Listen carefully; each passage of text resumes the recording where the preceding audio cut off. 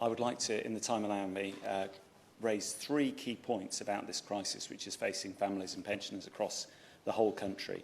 The first, to raise some matters to do with my constituency in Reading. Secondly, to point out some of the additional pressure on public service and key workers. And thirdly, to call for a robust response from the government.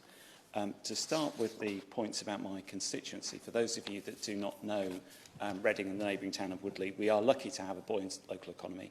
However, wealth isn't spread evenly throughout our community, and many people live in older properties which are very hard to heat. We have a very large number of Victorian terraces which are attractive to look at, but which are very, very costly for residents.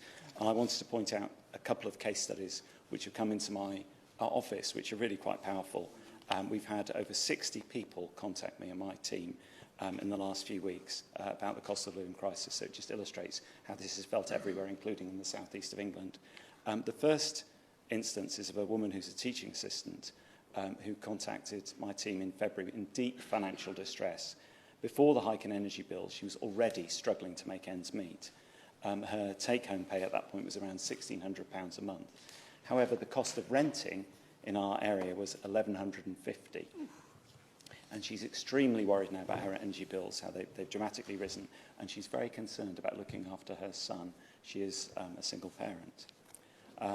Another constituent, who's another single person, a young man living in a shared house, he describes himself as working full-time on an okay wage. And this means he's not entitled to any kind of benefits. However, with rising costs, and especially after the update in energy prices, his monthly bills will now be above his earnings. So they're actually already above his earnings. He's spoken to his employer, who's very kindly listened and tried to respond, and he is due to get a pay rise, but that is still not going to be enough to help him make ends meet. At the moment, he's having to dip into his savings to cope. Now, this obviously isn't sustainable, and I think this shows the scale of what we're facing around the country, including in areas with quite a buoyant economy. And it really does point out the need for urgent government action.